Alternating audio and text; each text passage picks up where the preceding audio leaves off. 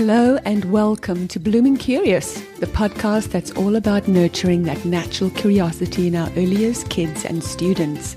I'm Edwina, your host from the It's Lessons blog, a passionate advocate for play and inquiry, and on a mission to keep children curious and questioning. The days of talk and chalk are over. We're diving into the world of integrated inquiry and nature-based learning and exploring those strategies that create lifelong learners. So if you're a classroom or homeschool educator or even a curious parent, then this is the place for you. Hey, are you providing opportunities for your children to explore and learn at home? Does your learning environment provide your children with opportunities to explore and wonder? A stimulating environment is one where children can explore on their own, browsing through books, playing with blocks, meandering through a garden or park, looking under rocks, playing with water, tinkering with a range of objects, or even mixing cake batter or dough.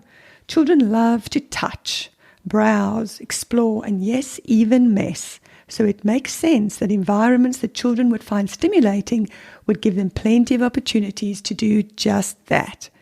So how do we set up an environment that promotes inquiry?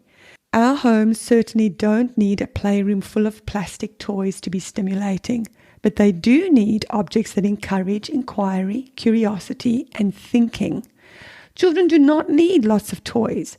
They would be better with objects that lend themselves to lots of different opportunities for play and exploration. Having beautiful tactile objects that lend themselves to open-ended play and exploration will be the first step in creating a space where children have an opportunity to play and explore, and as an added bonus, feel connected to nature. Objects from nature are multifaceted and versatile. They have different smells and textures, and their use is only limited by the child's imagination. So these would be my top toys and objects to encourage curiosity and inquiry. And I know some of them might not seem like toys, but toys should be open-ended. Toys should be something that stimulates our children's inquiry. How often have you bought a toy and the kid plays with it for 5 minutes and then discards it? That's because it doesn't give enough opportunity for curiosity and exploration. So these would be my top recommendations. Natural materials. Bring them in. And I know some of you are going to freak out and say, but what about the mess? Well, it's not about the mess. I'd say it's about getting these kids to actually learn and be curious and asking questions and really stimulating those little minds. So things like bark. They have so many beautiful different tactile textures. Seed pods. Here in Australia, we have such interesting seed pods. Leaves, pine cones, small rocks, pebbles, flowers, sticks, shells, bits from the beach. The list is endless. And then when you take these objects that you've got and you display them on a beautiful low wooden shelf or on your coffee table in a lovely natural woven basket or in a wooden crate or bowl, it makes it very inviting and tactile experience for children. These objects can be used in a multitude of different ways, from creating a transient piece of art, which means like a little piece of work of art that doesn't stay forever and you can take it apart and make something new, to storytelling, imaginative play, sorting and classifying those first fundamental mathematical concepts, building, counting. You get the idea. Lots of opportunities to do lots of different things.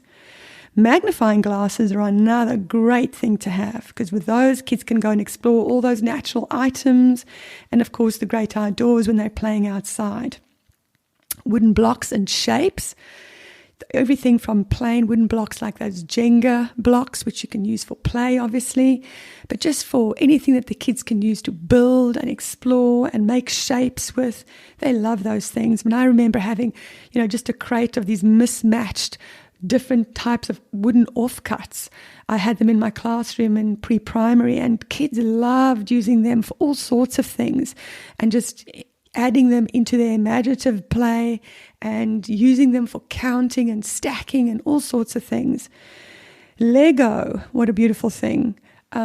Lego blocks are just an incredible thing that we can use in all sorts of different ways. It really helps kids' imagination. We can actually use them for mathematical concepts, recognizing colors, counting. Again, sorting and classification, and then, of course, figuring out and problem-solving creative ways to put them together to create amazing structures and wonderful creations.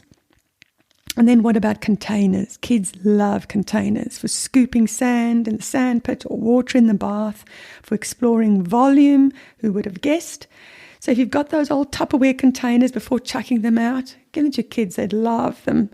Muffin pans, colanders, wooden bowls, plastic measuring jugs from your kitchen, all fun things for kids to have and play with in sand pits or even in the bath. And then, of course, we have to have things that help kids to express themselves creatively.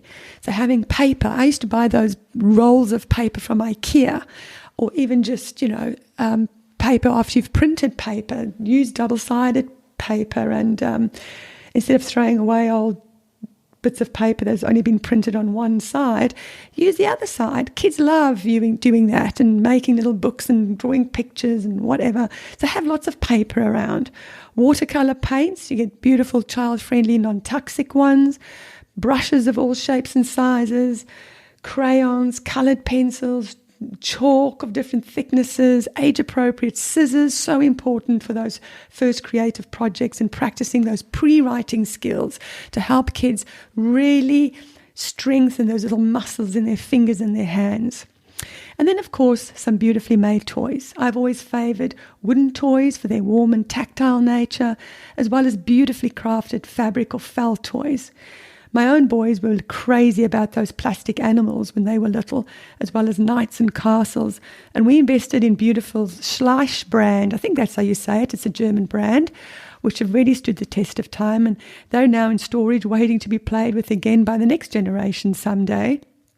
So honestly, if you think about it, so often we buy some cheaper plastic things and kids play with them for 5 minutes and they're broken and they end up in the bin and then ultimately in landfill.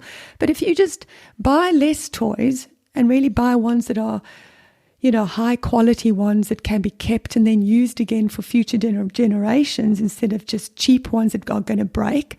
And so often kids play with them for 5 minutes and they discard them anyway. So really thinking about the kinds of toys and their purpose when we're purchasing things for kids. And finally, books. Lots and lots of books. Non-fiction, age-appropriate text, magazines, picture books, all beautifully displayed and within easy reach. Put them in baskets in your lounge room, in their bedrooms, everywhere you go, so that kids can easily turn to books. And this, of course, is by no means an exhaustive list, but it's a great place for you to start. You can have a look at my Pinterest board for more ideas for creating spaces to promote inquiry and curiosity. I'll link my Pinterest board to the show notes. And of course, it doesn't end here. Once you have all these natural resources and objects that encourage open-ended play and inquiry, then of course you need to provide children with the tools and the skills for inquiry learning.